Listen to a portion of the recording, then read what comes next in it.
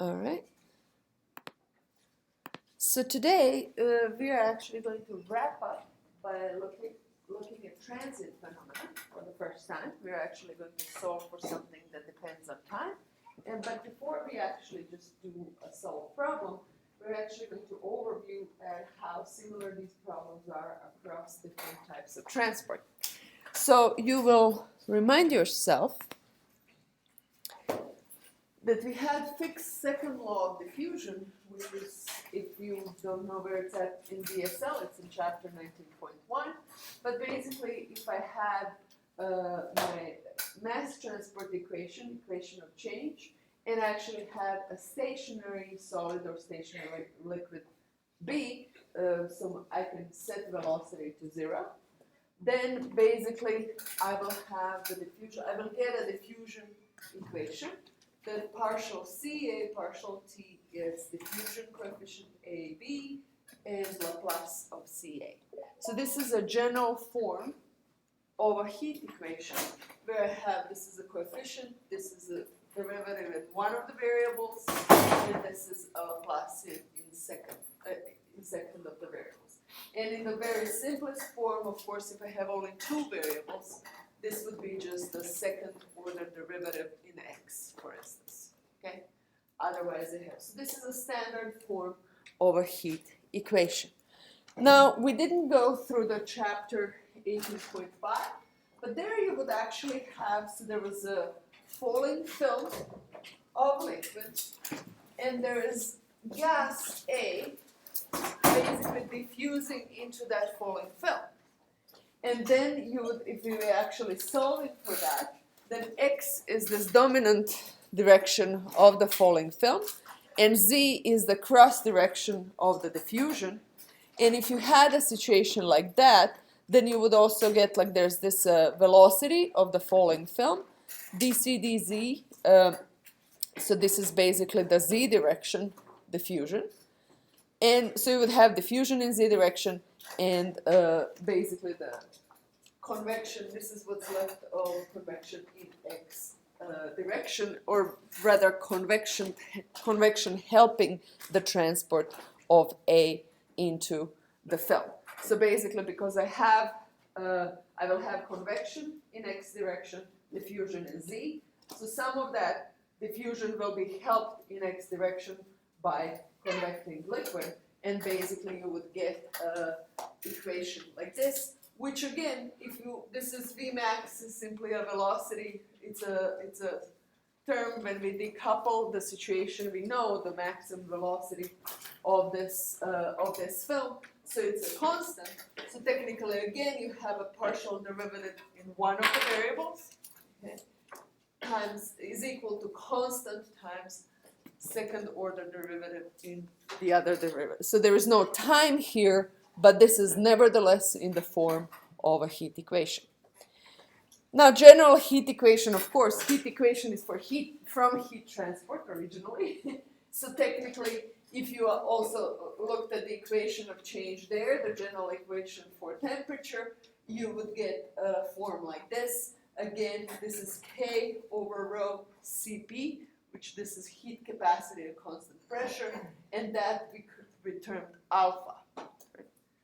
And what are the units of alpha? Same as dynamic viscosity. Meter square per second, so length square per time. So basically, then in that case, we have dt is alpha and Laplacian of t. Okay. You can actually, in chapter 20 in BSL, you can actually find a table that has analogies of these special forms of the transport equations. So some of them I mentioned here. So this is the one I mentioned right here just now, basically this one. Okay. Now you could also, we actually solve the Laplacian of t is equal to 0 as well. So this is basically the analogous equation in mass transport. So you can find both the chapters and the assumptions that were made if you were interested in looking into it a little more. Now we actually had, even though heat and mass transport, it makes sense that we're going to get precisely the same equations because temperature and concentration are scalar quantities, right? Velocity is a vector and momentum is a vector quantity, so I'm not necessarily certain that the same would be true for momentum.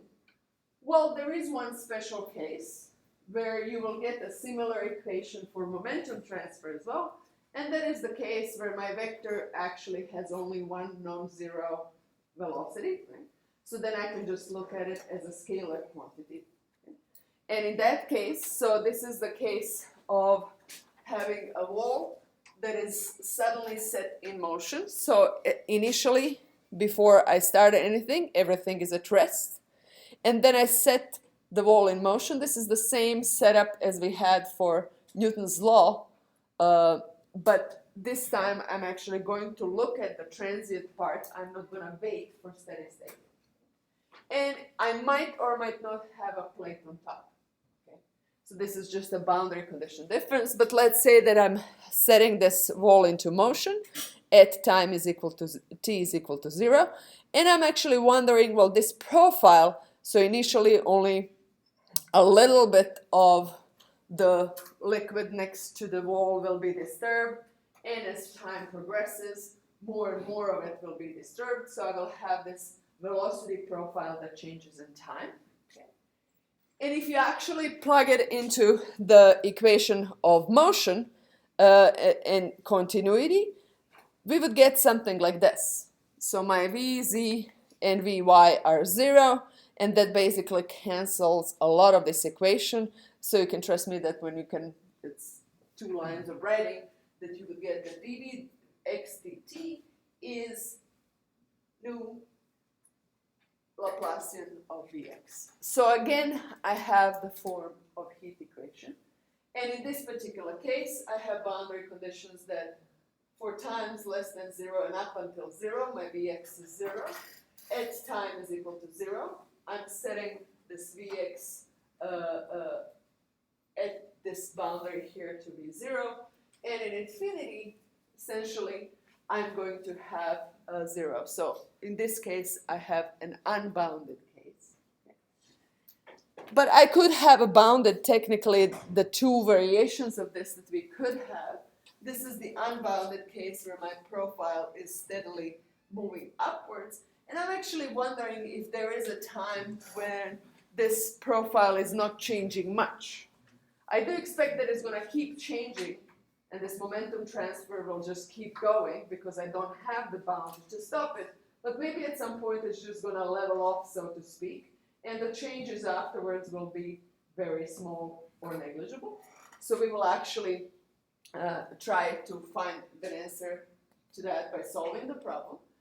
Or I could have, just like in Newton's law, I would have a static wall that would basically put a cap on it, so to speak, and that would put the velocity 0 at the distance b away from the wall. And here, I fully suspect, and this is what we've been using, that there will be a steady state, and we've been sort of like working with Newton's law with this steady state solution of this problem.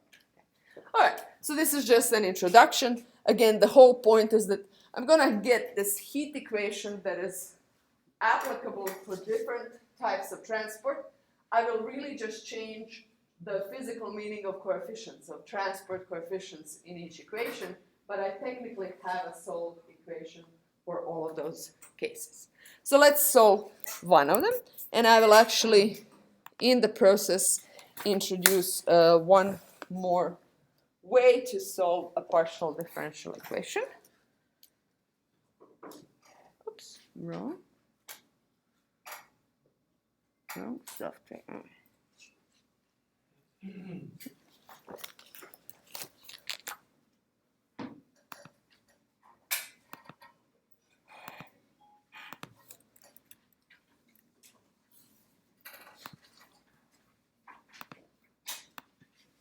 Okay.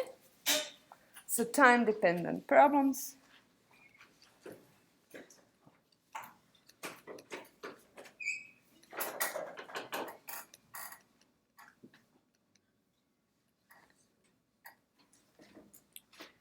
and we will solve this unbounded problem. So essentially, what I'm solving is dvx dt is equal to nu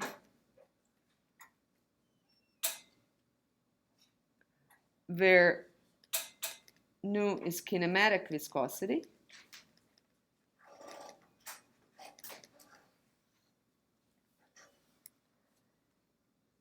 and it's also in meters squared per second, right? Just like alpha.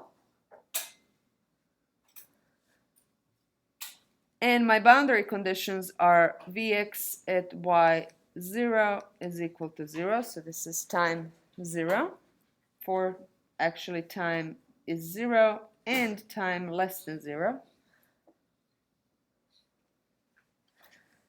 Then Vx at 0 time is V0 for all times larger than 0. So basically my boundary condition at times larger than 0 is this V0. I set the boundary in motion, and Vx at infinity t is 0 for time is equal to 0.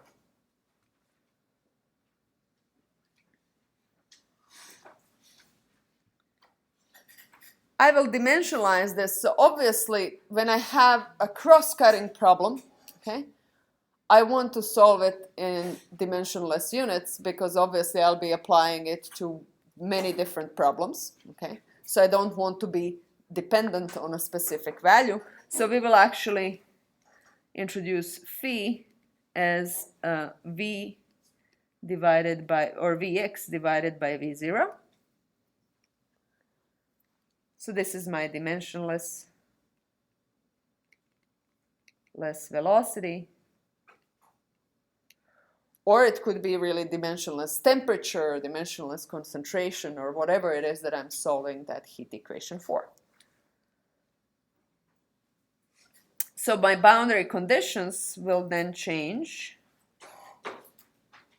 into phi of y0 is equal to 0,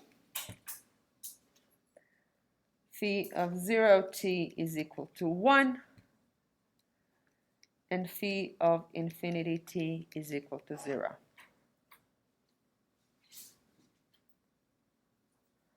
I will nevertheless have the same equation when I just divide this first equation by V0. My equation doesn't change. So the phi dt is phi dy squared.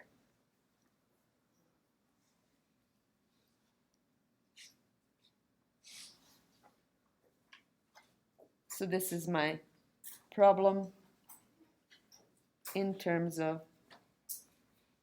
dimensionless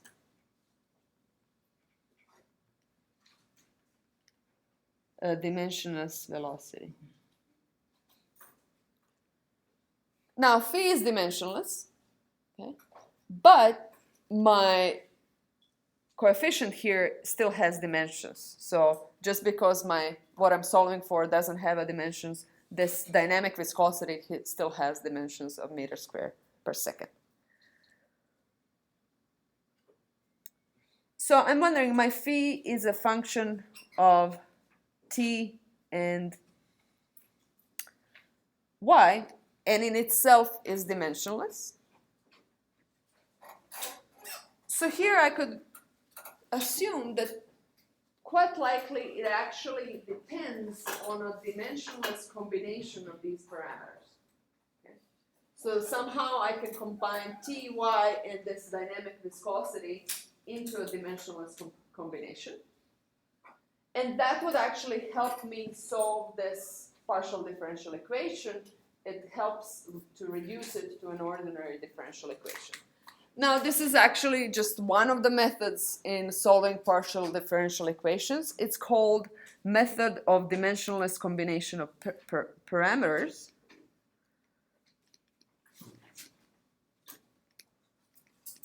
Dimensionless combination of parameters.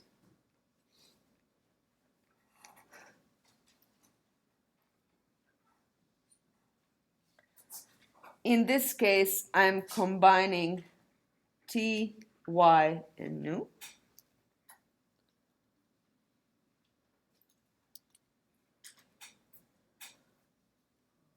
Now, which particular combination, that of course is a great question, and it's a matter of trial and error, okay? Just like a lot of things in partial differential equation.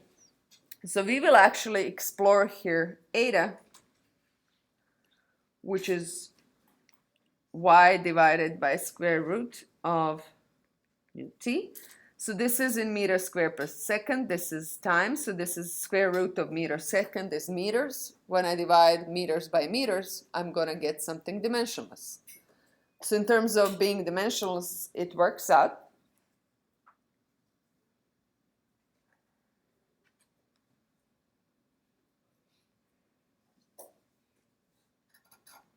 So this is meter over square root of meter squared per second times second. So it should work in terms of being dimensionless.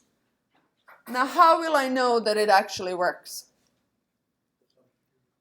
When I substitute this eta, so now basically my phi of yt, and I have an equation that depends on dynamic viscosity, I'm assuming this is actually a function of eta, okay, of a single dimensionless variable. So how do I differentiate now with this assumption? How do I differentiate phi with respect to time, for instance? Chain rule. Chain rule. So basically, when I plug that phi in this assumption, when I plug it into my partial differential equation, I should have things cancel out and get a differential equation only depending on eta, okay? And that means that I chose a good combination of dimensionless variables. Otherwise, try again, okay? So basically, if when I plug in this assumption into original PGE and use chain rule, I should get an ODE with only eta in it. No time, no y showing up. I can have nu show up, that's not a problem. But I shouldn't have any of the variables show up. Otherwise, I didn't pick it correctly. So let's see if that works. So I'm just gonna throw in an advice. Otherwise, go and change eta. Find another dimensionless combination and see whether it works. Now, I will actually immediately, it turns out it's just useful to also have a square root of 4 mu eta. Whether you put it initially or not, it doesn't really matter. It just makes numbers a little better later. So this is something that you know after you solve the whole thing. So again, a constant doesn't really make much difference. Yes? You're not saying eta is a solution. No, eta is just a combination of parameters or variables and the parameter, eta, dynamic viscosity is my parameter, that allows me to just form one variable instead of two. Oh, okay. So right now I have a PGE, right? You're reducing the variables. So I'm trying to make it an ODE. That's one of the methods of how to solve a PGE. Make it an ODE somehow, okay? We used to have separation of variables, and in separation of variables and looking at the boundary conditions, okay, I was able to basically guess one of those functions of one of the variable, and that then allows me to get an ODE. In this problem, I have an unbounded problem. So it's very unlikely that separation of variables or that I will be able to guess this function because it's just an unbounded and my momentum transport keeps going. Okay. No, It is actually, if you put that top surface, then it is. But in this case, so basically the variation of this, where you actually have a bounding surface, we will not get to it today, but it's actually in the notes that I posted for you. So that you can actually solve by separation of variables. This unbounded problem you cannot.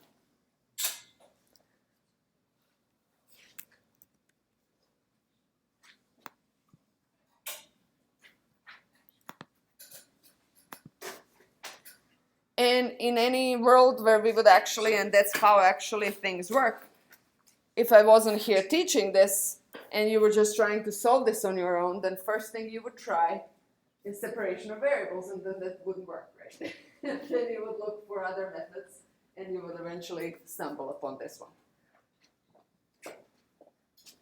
All right, so let's see what the partial, how does partial differentiation looks like? Well, that is, first I differentiate with respect to eta, and then I differentiate eta with respect to time. So if you do that, I'm just going to put the final result here to be a little faster. This is d phi d eta minus eta over 2t.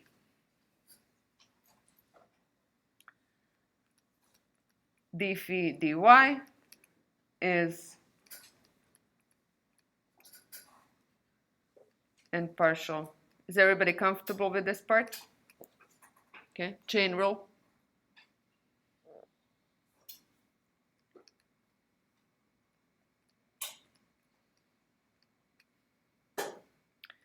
One over square root of 4. So remember, my eta is y over.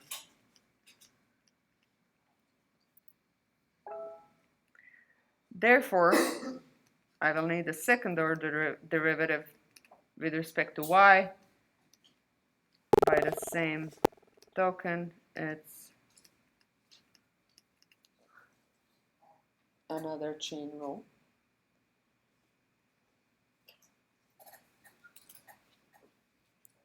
All right, so my original equation is that d phi dt minus eta d phi dy squared is equal to 0. I just rewrote it. So instead of 0, I'm just going to put 0 on this side. And then continue to see what this is. So this is minus eta over 2t d phi d in minus eta 1 over 4. No, not minus eta. No.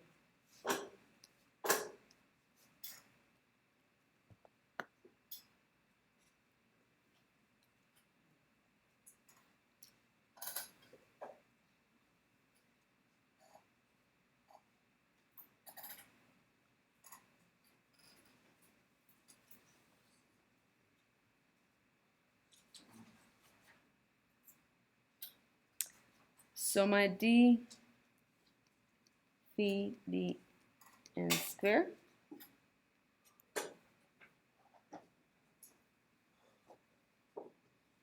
plus, so I will basically multiply this by minus 4t.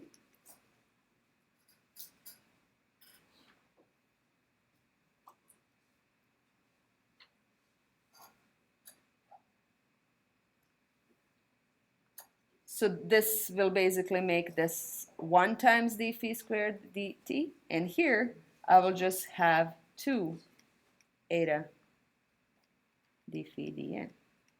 D eta is equal to 0. So is this good then? Okay.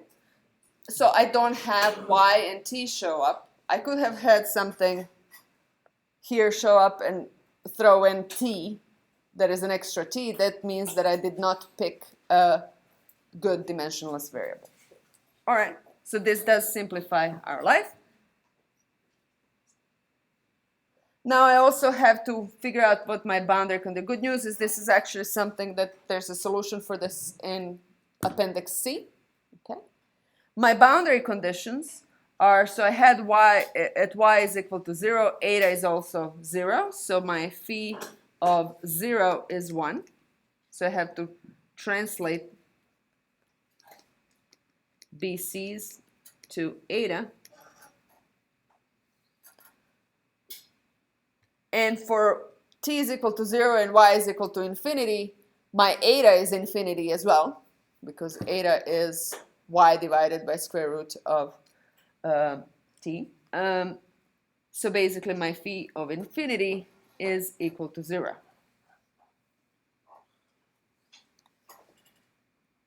Solution to this is in appendix C.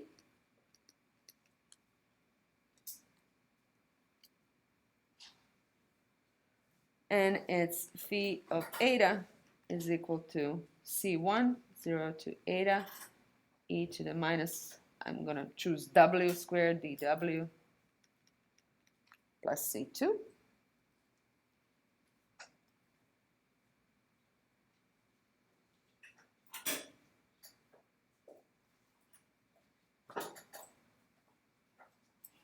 Now my boundary, so I need C1 and C2. C2 is obviously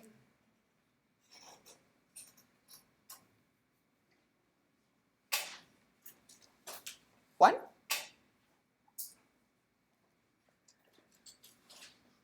Now this phi of infinity is C1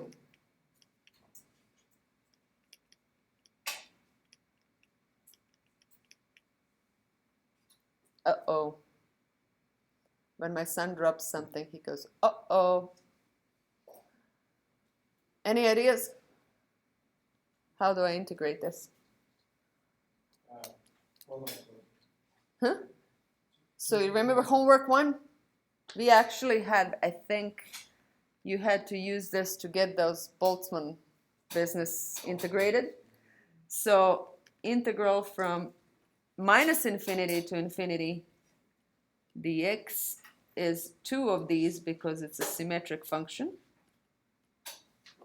And it's equal to square root of p.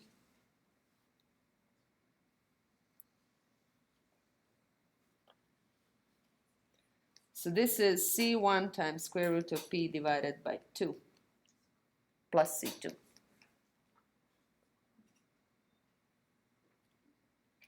And that has to be equal to 0, which gives me C1 as minus 2 over square root of p. Cool, I have that.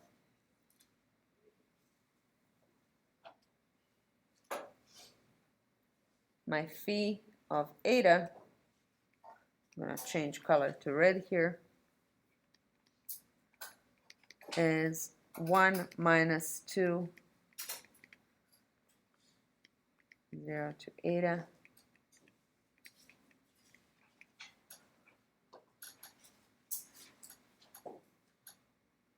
Now this function shows up in PDEs a lot. It's so-called error function. So it's error function. Old textbooks would tell you it's tabulated. In this day and age, it's available either in MATLAB or Google or wherever other online resource you use. Okay, tabulated and or available in software.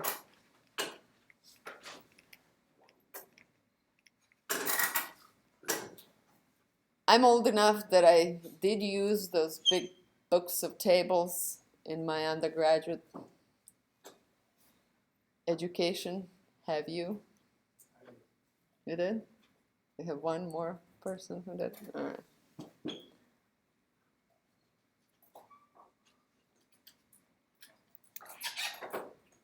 All right. So our normalized velocity profile then, okay, is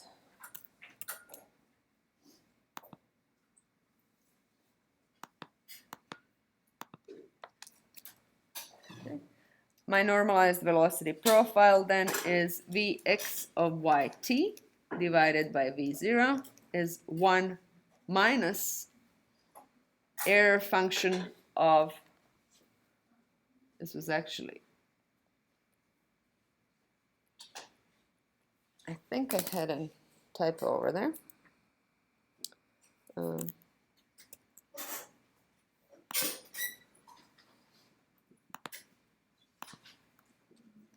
So this here is not a W, it's eta.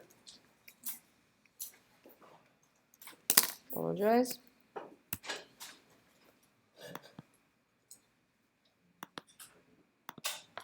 Okay. So this is my normalized velocity profile.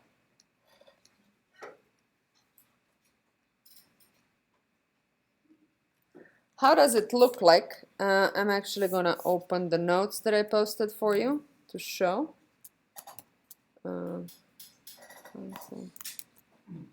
See.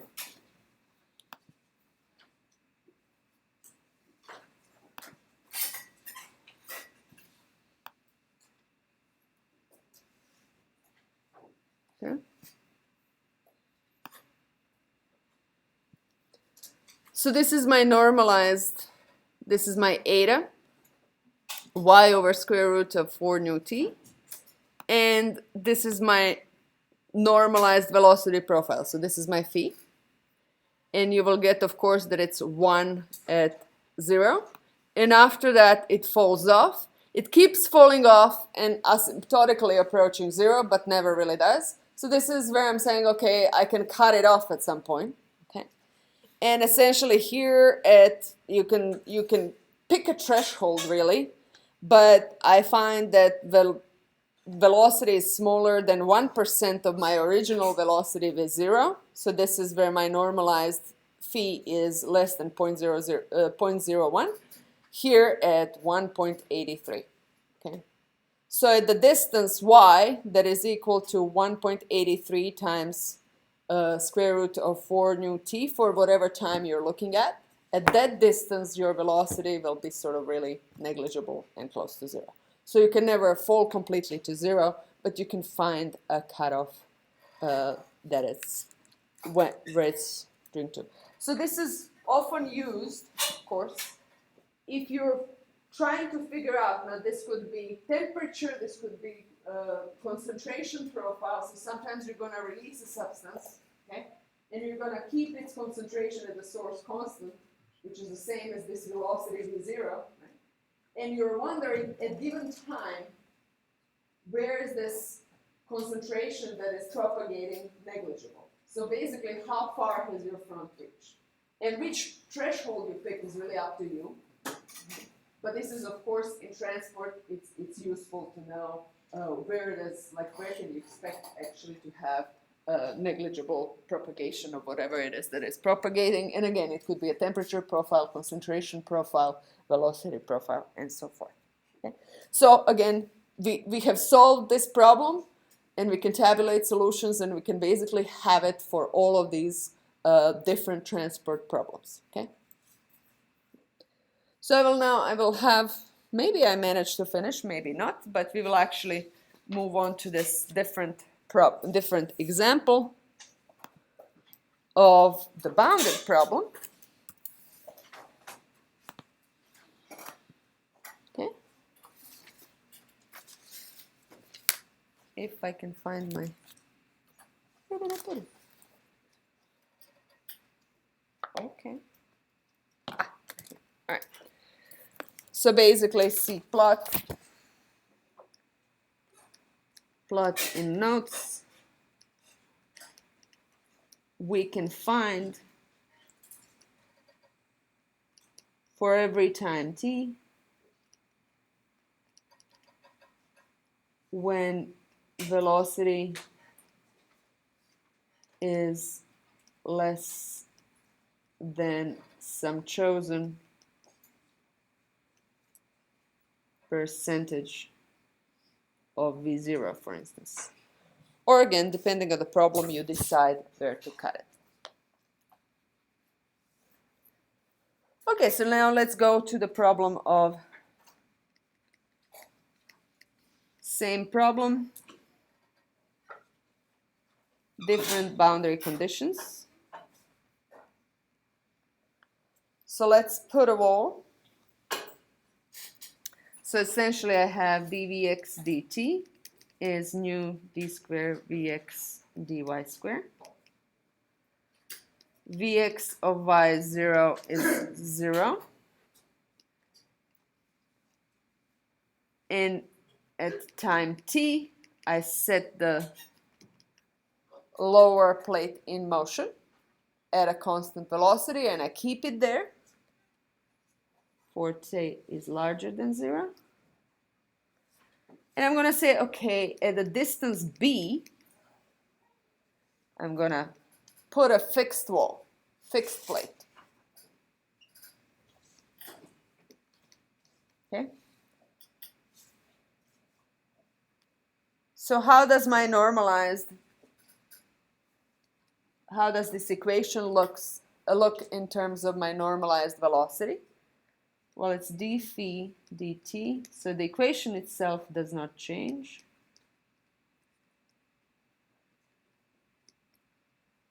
Boundary conditions do though, somewhat. It's going to be 0 here, and it's going to be 1 or normalized here, and phi of bt is equal to 0.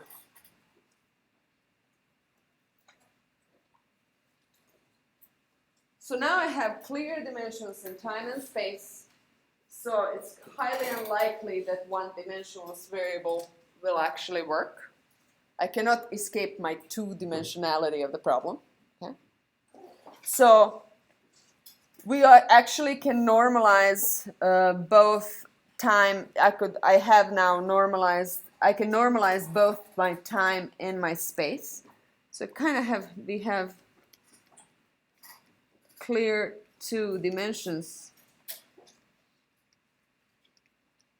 and cannot really reduce this problem to 1D, which is what we essentially did in the previous problem. But I can normalize these. Again, I'm interested in solving this once and for all and then just use it in all similar problems. So I will introduce my eta is now just going to be normalized space variable. Y is b. So normalized space.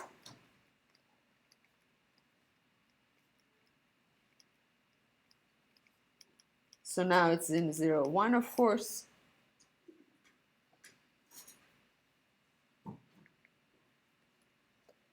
Tau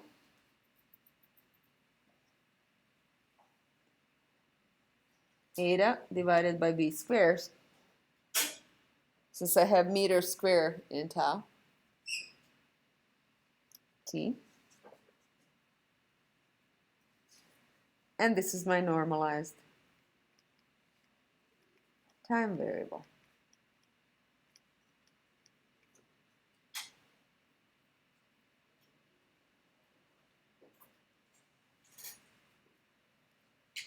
I gotta do the same thing though. My equation now will not change considerably. I might just hope to drop eta from the equation. But let's see what does the normalized equation look like. T is, according to chain rule, the same as derivative with respect to tau, and then I do the chain rule.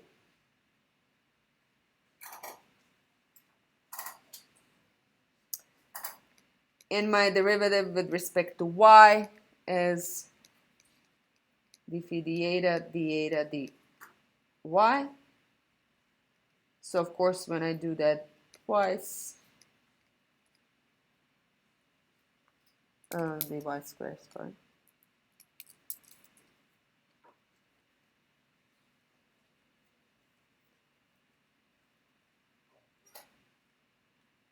Oh, so what is this? Is 1 over b.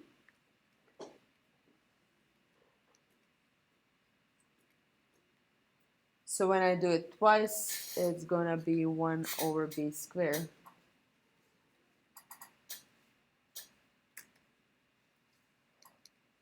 And here I will have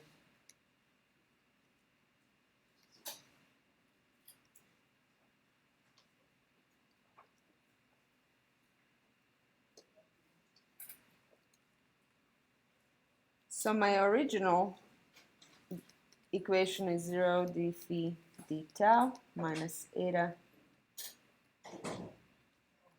So when I plug in what I got here,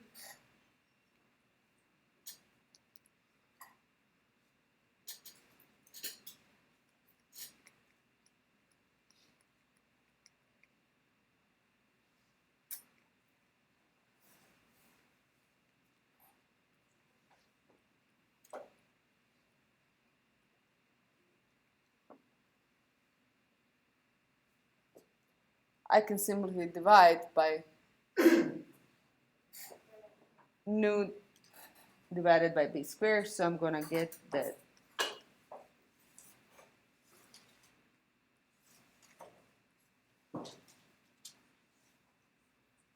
so this is my normalized version of the original equation.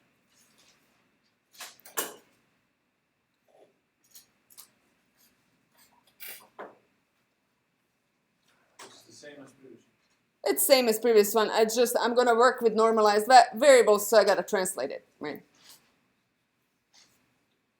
Because again, I want to solve this for once and not.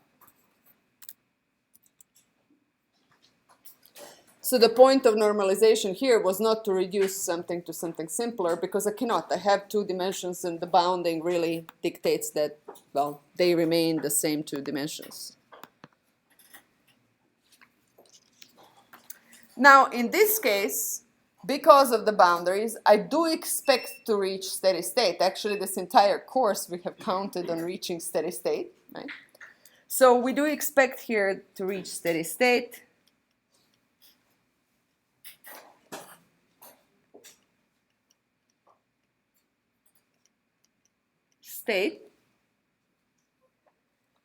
And I'm going to call this velocity profile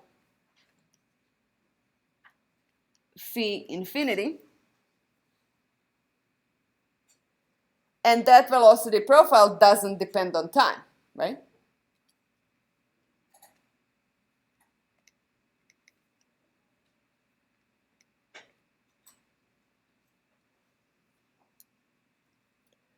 So for that velocity profile,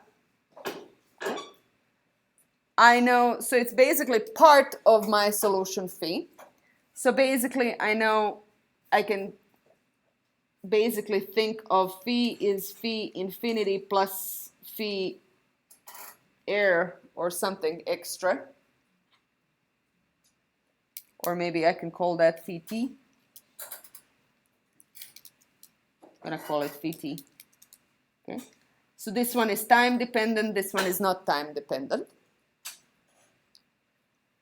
So for that velocity profile, I need to have the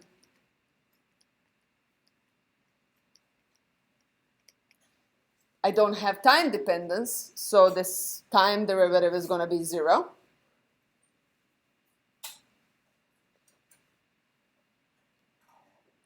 And my phi infinity of 0 is 1, and phi infinity of 1 is 0. Okay? So what's the solution to this?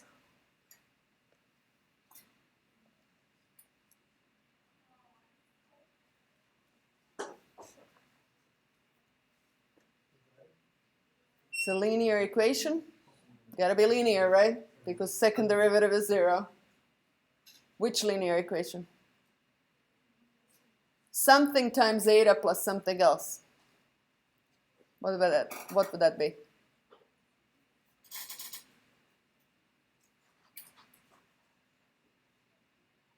Oi. Calculus 1. That's about right. So it's a linear function that satisfies these two boundary conditions. Well, so that's just that line. We drew that many times. Okay? So that's my linear velocity profile steady state. Okay? I just formalize it here. Okay?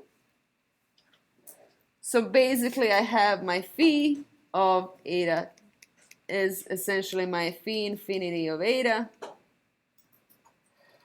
and some transient part. And in order for that transient part to be positive itself, I'm just put a minus here, so that's a matter of choice.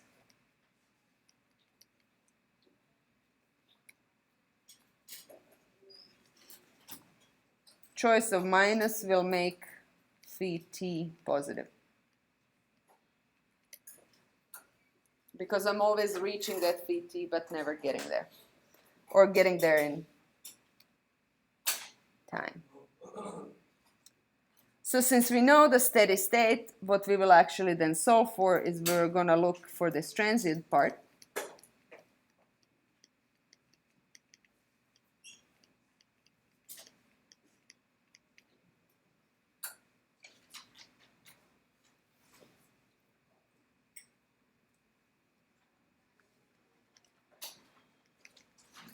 T is infinity at tau is equal to 0. And phi t is 0 for eta is 0, 1.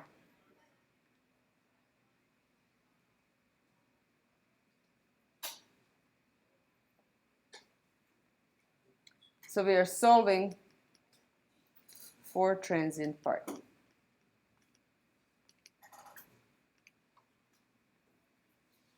So this is where we assume separation of variables.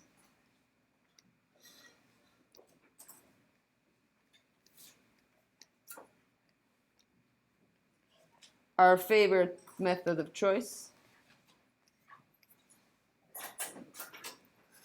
So I'm going to assume that phi t is equal to f of eta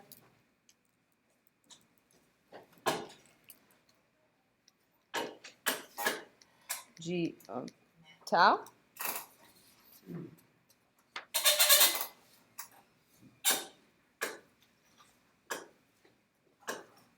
So my time derivative will give me f of eta g prime of tau is equal to f double prime of eta g of tau. If I divide by f of eta g of tau, g prime of tau over g of tau is f double prime of eta f of eta. Yes, so it has to be a constant. So I'm going to stop here, but you can basically in post-it notes. From here on, it's just the mechanical part of finding constants that basically satisfy this. And once I find those constants, and boundary conditions will tell me which ones work, then I can assume that my solution is superposition of all of the possible ones. Okay? And boundary conditions help me actually find out which those are. Typically, even though it's an infinite sum, okay, really first 5 of them are sizable, the rest I can neglect when I'm solving for problems. So essentially, from there on, it's just the mechanics of solving the problem. So you can find it in notes.